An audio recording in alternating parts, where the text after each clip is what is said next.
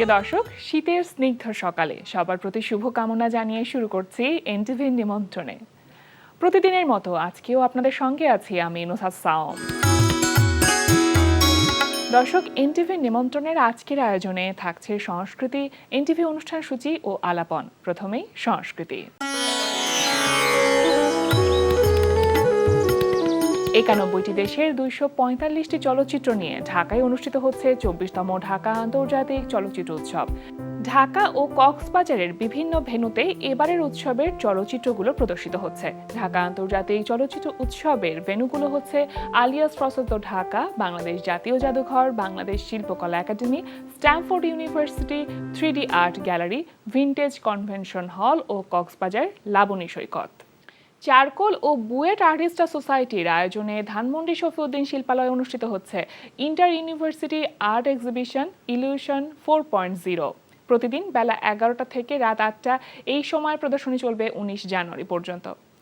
উত্তরার গ্যালারি কায়ায় অনুষ্ঠিত হচ্ছে ৭৯ জন শিল্পীর ৩৫৫টি চিত্রকর্ম নিয়ে আর্ট এফোর্ডেবল ফেস্টিভ্যাল চলবে ২৮ ফেব্রুয়ারি পর্যন্ত। ৯/৪ ব্লক ডি লালমাটিয়ার কলাকেন্দ্রে অনুষ্ঠিত হচ্ছে মোহাম্মদ কিবরিয়ার অপ্রদর্শিত ও স্বনির্বাচিত ৮৪টি শিল্পকর্ম নিয়ে প্রদর্শনী মোহাম্মদ কিবরিয়া। প্রতিদিন বেলা ১১টা থেকে রাত ৮টা এই সময়ে প্রদর্শনী চলবে ২৬ জানুয়ারি পর্যন্ত। এবার এনটিভি অনুষ্ঠান সূচি।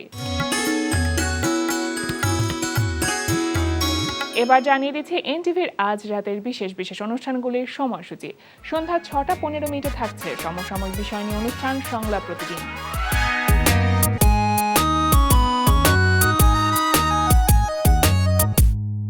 রাত ১১টা ৩০ থাকছে টক শো এই সময়।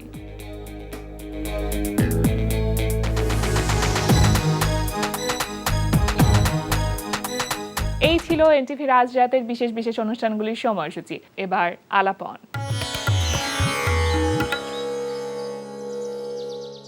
প্রিয় দর্শক, আমাদের আলাপনের আজকের অতিথি নৃত্যশিল্পী ও নৃত্য পরিচালক শাওন শান।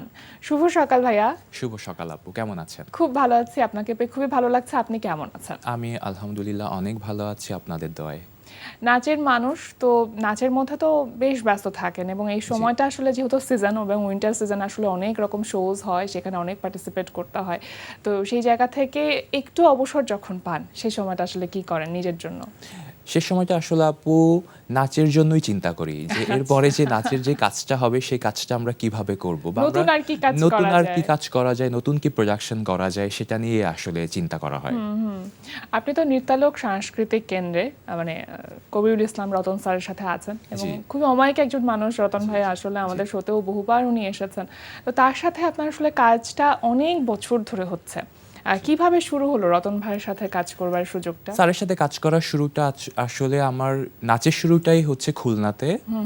যখন আমি স্কুলেও ভর্তি হইনি তখন আমার মা বোন আমাকে নিয়ে নাচের স্কুলে ভর্তি করে দিল। আমার খুলনার গুরু ছিলেন বশিরুল্লাহ। যখন আমি কলেজ শেষ করলাম তখন আমি ডিসিশন নিলাম যে আমি ঢাকায় এসে কাজ করব। আচ্ছা। তখন আমার স্যারই আমাকে বলে দিয়েছিলেন খুলনা থেকে যে তুমি কাজ করলে রতন স্যারের সাথেই কাজ করবে বা তার কাছে গিয়ে শিখবে। আপনি জিজ্ঞেস করেননি কেন এটা? আমি জিজ্ঞেস করেছি, তখন উনি আমাকে বলেছিল যে উনি বাংলাদেশের সবচাইতে খুব ভালো একজন কোরিওগ্রাফার, যে কোরিওগ্রাফিতে অনেক টেকনিক, অনেক সেন্সিবল জিনিস ইউজ করে। সো তুমি তার কাছেই নাচ শিখবে। সেখান থেকে ২০১০-এ ঢাকাতে আসা, স্যারের স্কুলে ভর্তি হওয়া, সেখান থেকে এই পর্যন্ত স্যারের সাথেই কাজ করছি। ছিলাম স্যারের স্টুডেন্ট, এখন স্যারের প্রোডাকশন বিভাগে কোরিওগ্রাফার হিসাবে কাজ করছি। বাহ, সেই জায়গাতে আপনি এখন নিজেই কাজ করছেন এবং অনেকগুলো নৃত্য পরিচালনার কাজ ইতিমধ্যেই আপনি করেছেন। একজন নৃত্যশিল্পী এবং নৃত্য পরিচালক, এই যে দুটো পরিচয় বা দুটো সত্তা, দায়িত্বর জায়গাটাও কিন্তু আলাদা, ডিফারেন্ট। হ্যাঁ। তো সেই জায়গাটা আসলে কোনটাতে বেশি আপনি স্বাচ্ছন্দ্য বোধ করেন? কোরিওগ্রাফির সেক্টরে আমি বেশি স্বাচ্ছন্দ্য বোধ করি। কারণ হচ্ছে যে কোরিওগ্রাফিতে বিভিন্ন ক্ষেত্রে বিভিন্ন সময়ে ইন্টারেস্টিং জিনিস চিন্তা করা যায়। আচ্ছা। আর নৃত্যশিল্পী হিসাবে দেখা যাচ্ছে যে কোরিওগ্রাফার আমাকে যা করাবে আমার তাই করতে হয়। কিন্তু অ্যাজ এ কোরিওগ্রাফার আমার অনেক নাচের আইটেম নিয়ে চিন্তা করতে হয়, যে ক্লায়েন্ট কি চাচ্ছে, আমাদের নেক্সট প্রোডাকশনে আমরা কি টাইপের নাচ করব, তখন সেটা নিয়ে গবেষণা করতে হয়। আইডিয়াস, ক্রিয়েটিভিটি সবকিছু একটা মিশেল থাকে। কোরিওগ্রাফিতে তখন বেশি আমার focus দিতে আগ্রহ মন কাজ চায়, করে। আগ্রহ কাজ করে। কিন্তু সেটা দায়িত্বটাও তো একটু বেশি, কারণ এতগুলো মানুষকে আসলে অর্গানাইজ করা, Right. কে আসলে ফ্রন্টে থাকবে, কে আসলে ব্যাক সাইডে থাকবে, এই যে ডিসিশনগুলো এটা নেওয়া। এটা এটা হচ্ছে যে কোরিওগ্রাফি করে বা যার উপরে কোরিওগ্রাফির হ্যাঁ। দায়িত্ব আসে, সে ছাড়া আসলে কেউই বুঝবে না, কারণ এই জিনিসটা এত ডিফিকাল্ট। কারণ একটা গ্রুপে কমপক্ষে 10 থেকে 20 জন নিয়ে আমরা কাজ করি, তাদের সবাইকে মেনটেন করা একটা কোরিওগ্রাফারের জন্য খুবই ডিফিকাল্ট হয়ে যায়। কারণ কার মনে কি কাজ চলতেছে, কার মনে কি চাচ্ছে, এটা বোঝা অনেক মুশকিল। সো এতদিন পর্যন্ত কাজ করতে করতে এখন আমার গ্রুপের ছেলে মেয়েদের মনটা আসলে আমি পড়তে পারি হ্যাঁ, যাচ্ছে, এটা চেহারা খুব দেখলে আমি বুঝতে পারি যে ও এখন important। কি চাচ্ছে বা হ্যাঁ। ও কি চাচ্ছে, যে ভাই আমি এখন একটু রেস্ট নিই বা ভাই আজকে আমি রিহার্সেল না করি, তো এখন এটা বুঝে যাই। আচ্ছা, আপনি যে খুলনার গল্প বলছিলেন, যে খুলনা থেকেই আসলে নাচের শুরু এবং বুঝে না বুঝে আসলে নাচের সাথে যুক্ত হওয়া। ছোটবেলায় যখন নাচতেন তখন কাকে দেখে মনে হতো যে আমি তার মতন একজন নৃত্যশিল্পী হব, বা এরকম কিছু আদৌ মনে হতো কিনা? একদম ছোটবেলায় সত্যি কথা বলতে কি টেলিভিশন দেখে নাচতাম, তো তখন টেলিভিশনে যাদেরকে দেখতাম বেসিক্যালি বলিউডের ডান্সই দেখতাম টেলিভিশনে। যখন আমি বুঝতে শিখেছি যে আমি একজন মেল ডান্সার হব, তখন আমি দেখেছি লিখন রয়কে। আমার কাছে মনে হয় যে বাংলাদেশের প্রসপেক্টে মেল ডান্সার হওয়াটা বেশ কঠিন, কারণ সাধারণত আমরা দেখি যে মেয়েরাই নাচছে, কিন্তু নৃত্যশিল্পী হিসেবে যে একজন ছেলেও নিজেকে স্টাবলিশ করতে পারে, সেই জায়গায় অনেক চ্যালেঞ্জেস থেকে যায়। প্রথম চ্যালেঞ্জ যেটা আসে সেটা হচ্ছে ফ্যামিলি থেকে, যে ফ্যামিলি থেকে অনেক বাধা, যে তুমি ডাক্তার ইঞ্জিনিয়ার হবা, তুমি কেন নৃত্যশিল্পী হবা। তো সেই জায়গাটা আপনাকে আসলে পার হতে হয়েছে কিভাবে, বা আপনি কিভাবে সম্মুখীন হয়েছেন এই ধরনের আমার challenges? পার হওয়াটা খুবই ইজি ছিল, কারণ আমার ফ্যামিলি সাপোর্ট অনেক ছিল। শুরুতে আমার মা, আমার বোন আমাকে সাপোর্ট করেছে, তারপর আমার ভাইরা, আমার আব্বু সবাই আমাকে অনেক সাপোর্ট করেছে আজকে এই পর্যায়ে আসার জন্য। মানে আচ্ছা। আমি আসলে ব্লেসড যে আমি এরকম একটা পরিবারে জন্মগ্রহণ করেছি যেখানে নাচকে এত সুন্দরভাবে তারা গ্রহণ করেছে অ্যাজ এ ছেলে হিসাবে আমাকে। আচ্ছা, প্রথম স্টেজে পারফরমেন্স সেটা কবে এবং কোথায় হয়েছিল? সেটা খুলনাতে হয়েছিল 21শে ফেব্রুয়ারিতে, আচ্ছা। শহীদ মিনারে। সেটা কত বছর বয়স ছিল তখন আপনার? তখন আমার মেবি 7, 7.5, মানে আমার কিছু ঘোলা ঘোলা মনে পড়ে যে আমি ওখানে আচ্ছা, নাচছি। আচ্ছা। আচ্ছা আচ্ছা। হ্যাঁ। না, এই যে একজন নৃত্যশিল্পী হিসেবে সম্মানই একটা বড় ব্যাপার। মানে সম্মান তো সবাই চায়, কিন্তু সম্মানের একটা ব্যাপার থাকে। তো অবশ্যই। প্রথম সম্মানই কত টাকা পেয়েছিলেন, এটা মনে আছে? হ্যাঁ, মনে আছে। প্রথম সম্মানই পেয়েছিলাম 300 টাকা। সেটা মাকে দিয়েছিলাম যে দেখো আমি না নাচ করে আজকে এটা পেয়েছি, এটা হ্যাঁ, আমাকে হ্যাঁ। গিফট করেছে। বলে এটা আচ্ছা। গিফট না, এটা তোমার পারিশ্রমিক। তাহলে এটা তুমিই রাখো।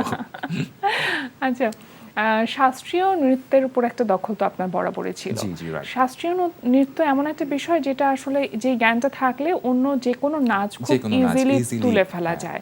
তো সেইটার চর্চা ঠিক কবে থেকে শুরু হলো? আমি সেই চর্চাটা খুলনা থেকেই করেছি, কারণ যেই গুরুর কাছে আমি ছিলাম খুলনাতে, ওনার বেসটা ছিল কথক।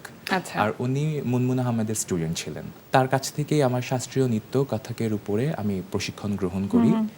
তো পরবর্তীতে সেই কথকটাই আমার এখন বিভিন্ন কম্পোজিশনের মধ্যে আমাকে অনেক হেল্প করে। নিঃসন্দেহে।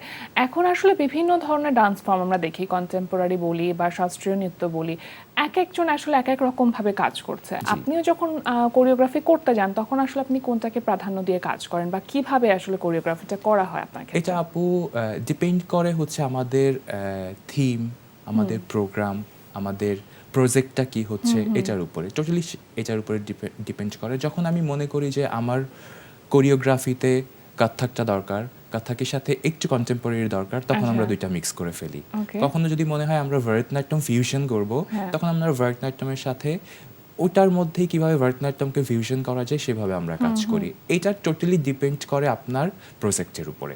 আচ্ছা, মানে সেই অনুযায়ী থিমটা সিলেক্ট করে তারপরে সিলেক্ট কাজ করে করা তারপরে হয়। আমরা ওইভাবে কাজ করি। এখন পর্যন্ত কতগুলো ডান্সার কোরিওগ্রাফি আপনার করা হয়েছে, কোনো আনুমানিক ধারণা আছে কি? এটা বলতে গেলে অনেকই হবে, অ্যাটলিস্ট 50-এর উপরে তো করে ফেলেছি। আচ্ছা, মানে এটা কি 50টাই অনগোয়িং আছে, মানে রানিং প্রযোজনা কি সবগুলোই? সবগুলোই রানিং প্রযোজনা। তার মধ্যে একজন আর্টিস্টের আসলে সব কাজ করে কিন্তু স্যাটিসফ্যাকশন আসে না। সবগুলো জি। সন্তানের মতন, জি। সবগুলোই নিজের কাজ, কিন্তু তারপরে মনে হয় যে কোনোটাতে স্যাটিসফ্যাকশনের পরিমাণটা একটু বেশি। সেটা যদি জানতে চাই তাহলে কোন তিনটার কথা বলবেন? আমি যদি 3টা বলতে চাই, হ্যাঁ। তার মধ্যে প্রথম প্রোডাকশন আমার আলোর পথযাত্রী, সেকেন্ড প্রোডাকশন আমি সাদিয়া ইসলাম মৌকে নিয়ে করেছি খুব রিসেন্টলি। বাহ। এটা প্রকৃতির উপর একটা প্রোডাকশন হ্যাঁ, ছিল। হ্যাঁ, হ্যাঁ, হ্যাঁ। আর থার্ড প্রোডাকশন বলবো যে আমারই একটা কোরিওগ্রাফি, খুব সুন্দর একটি গানের উপরে, রবীন্দ্রনাথের গানের উপরে মোর বিনা ওঠে কোন সুরে বাজে। আচ্ছা, সেটা কি আপনি নিজেই নৃত্যশিল্পী এবং নিজেই নৃত্য জি, পরিচালক? আমি নিজেও নেচেছি এবং ওইটাতে আমার ছেলেমেয়েরাও ছিল আমার সাথে। এটা একটু কঠিন হয়ে যায় না যখন কোনো একটা প্রোডাকশনে নিজে নৃত্যশিল্পী হিসেবে কাজ করছেন আবার নিজেই এটা কোরিওগ্রাফার? খুবই কঠিন হয়ে যায়, কারণ ওদেরকে শিখাতে গিয়ে পরে আমি রিহার্সেল করতে পারি না। পরে যেদিন শো থাকে বা রেকর্ডিং থাকে তখন ওদেরকে আমি বলি, এই আমাকে দেখাও তো, আচ্ছা কি ছিল এটা, আচ্ছা এরপরে কি, এরপরে তো এইটাই খুব ডিফিকাল্ট হয়ে যায় তখন। নাচের ক্ষেত্রে আমার কাছে মনে হয় কস্টিউম, লাইটিং, স্টেজের যে ফ্লোর, এগুলো খুব ম্যাটার করে। তো যখন কোনো ফ্লোর ভালো থাকে না তখন আসলে নাচটা কিন্তু একদম পরিপূর্ণতা পায় না। পায় না। এবং একজন ডান্সারের ক্ষেত্রে এটা আসলে স্যাটিসফ্যাকশন আসেই না। তো কখনো এরকম ডিজাস্টার হয়েছে কিনা যে লাইট চলে গেছে কিংবা ফ্লোর ভালো হ্যাঁ, নেই? হয়েছে। লাইট চলে যায়নি। আমাদের হয় কি, কর্পোরেট প্রোগ্রাম করতে গেলে অনেক সময় হয় স্টেজের মধ্যে কার্পেট থাকে। তো কার্পেটটা তখন আমাদের এনার্জি লেভেল, আমাদের কনফিডেন্টকে ও খেয়ে ফেলে, কারণ কার্পেটের উপর আসলেই পারফরমেন্স ওইভাবে হয় না যেভাবে আমরা রিহার্সেল ফ্লোরে করি। কারণ আমাদের রিহার্সেল ফ্লোরটা হয় উডেন থাকে অথবা নর্মাল মানে একটু স্লিপি স্লিপি থাকে। থাকে। সো তখন ওখানে গিয়ে আমরা একটু নার্ভাস হয়ে যাই, বাট তারপরও আমরা তো পারফর্মার, ওই শক্তিটা নিয়েই নামি যে না, আমরা যেভাবে রিহার্সেল করেছি ওইভাবেই পারফরমেন্স করব। এমনি সামনের দিনগুলোতে কি চিন্তা আছে আসলে, কিভাবে কাজ করবেন, কিভাবে এগিয়ে যাবার ইচ্ছে? সামনের দিনগুলোতে আসলে নাচ নিয়েই কাজ করার ইচ্ছা আছে। আর হচ্ছে যে বর্তমান সময়ের সঙ্গে আগামী সময়ের সঙ্গে আমাদের সংস্কৃতিকে আরো কিভাবে ডেভেলপ করা যায়, কারণ বিশ্ব দরবারে এখন নাচ অনেক এগিয়ে গেছে। অনেক অনেক। সো আমাদেরও ওইটাই ইন্টেনশন যে আমাদের দেশের কালচারকে মেনটেন করে কিভাবে বিশ্বের দেশের নাচের সাথে আমাদের দেশের নাচকে মিক্স করে আমরা কিভাবে নতুনত্ব ক্রিয়েট করতে পারি আমাদেরই কালচারের মানে মধ্যে। ইন্টারন্যাশনাল লেভেলে আসলে কিভাবে যাওয়া যায় সেটাই মূল সেটাই, চ্যালেঞ্জ। হ্যাঁ, আমি সেটাই বলতে চাচ্ছি যে আমাদের কালচার কিন্তু অনেক রিচ। সো দেশের বাইরে আমরা অনেক ট্যুর করেছি, তখন না বাংলাদেশের কালচারকে না ডিফারেন্ট করা যায়। যে আমাদের দেশের শাড়ি, আমাদের দেশে চুল বাঁধা, আমাদের দেশের মেকআপ, গয়না, এই জিনিসগুলোকে না ডিফারেন্ট করা যায়। সো এই কালচারকে ইন্টারন্যাশনাল সব ফর্মের সাথে মিক্স করে যদি আমাদের কালচারকে আরও রিচ করে দেশের বাইরে বা ইন্টারন্যাশনালি আমরা রিপ্রেজেন্ট করতে পারি, সেই চিন্তাই আছে এখন আমাদের আসলে নাচ নিয়ে। কোথাও যখন ইন্টারন্যাশনালি পারফর্ম করতে যান তখন আসলে কোন পারফরমেন্সগুলো নিয়ে যাওয়া হয় বা কোন প্রোডাকশনগুলো সাধারণত নিয়ে আমাদের যাওয়া এখান হয়? থেকে বেসিক্যালি দেশের বাইরে যখন আমরা কাজ করতে যাই নাচ নিয়ে, তখন আমরা আমাদের দেশের ফোক কালচারকে দেখানোর ট্রাই করি। কারণ হচ্ছে যে আমাদের দেশের মেইন কালচারই কিন্তু ফোক, আমাদের রুট। আমাদের ফোক, আমাদের মাছ ধরা, আমাদের পহেলা বৈশাখ, আমাদের নবান্ন উৎসব, আমাদের বিভিন্ন রকমের উৎসব আছে বাংলাদেশে। মানে ট্রেডিশনাল যা কিছু আছে সবকিছুই আমরা দেশের বাইরে গিয়ে রিপ্রেজেন্ট করি। তো তখন না অন্য দেশের কাছে না এটা ডিফারেন্ট একটা আইটেম মনে হয়। বাংলাদেশকে তারা না আলাদা করে বিচার করতে Identify পারে করতে যে পারে। এইটা হচ্ছে বাংলাদেশ। আসলে বাংলাদেশের কালচারটাই অনেক রিচ। নাচের অনেক শিল্পীকে আমরা দেখেছি যে মিডিয়া অঙ্গনে কাজ করতে, একজন অ্যাক্টর বা অ্যাক্ট্রেস হিসেবে। তো সেক্ষেত্রে আপনার এরকম কোনো ইচ্ছা আছে কিনা? আসলে আমার প্রথম পরিচয়, আমি একজন নৃত্যশিল্পী, নৃত্য পরিচালক। এটা দিয়ে হচ্ছে আমি পরবর্তী মানে সেই পরিচয়টাই বহন করতে চান। চাই। অনেক অনেক শুভকামনা রইল ভাইয়া আপনার সকল কাজের জন্য। আজকে আমাদের আয়োজনে এসেছেন, সময় দিয়েছেন, সেজন্য আপনাকে অনেক ধন্যবাদ। ধন্যবাদ আপনাকে আপু, ধন্যবাদ এনটিভিকে এত সুন্দর আয়োজনে আমাকে নিমন্ত্রণ করার জন্য। প্রিয় দর্শক, আমরা চলে এসেছি অনুষ্ঠানের শেষ প্রান্তে। অনুষ্ঠান সম্পর্কে আপনার মতামত জানাতে মেইল করুন এনটিভি নিমন্ত্রণে @ntvbd.com। বিশ্বের যে কোনো প্রান্ত থেকে যে কোনো সময় এনটিভি নিমন্ত্রণে দেখতে ভিজিট করুন আমাদের পূর্ণাঙ্গ ওয়েব পোর্টাল www.ntvbd.com। এছাড়া এনটিভির সব জনপ্রিয় অনুষ্ঠান ও খবরের আপডেট পেতে ভিজিট করুন আমাদের ইউটিউব চ্যানেল ও ভেরিফাইড ফেসবুক পেজে। সবার মঙ্গল কামনায় আজকের মতো এখানেই শেষ করছি। সবাই ভালো থাকুন, সুস্থ থাকুন, সুন্দর হোক আপনার প্রতিটি মুহূর্ত।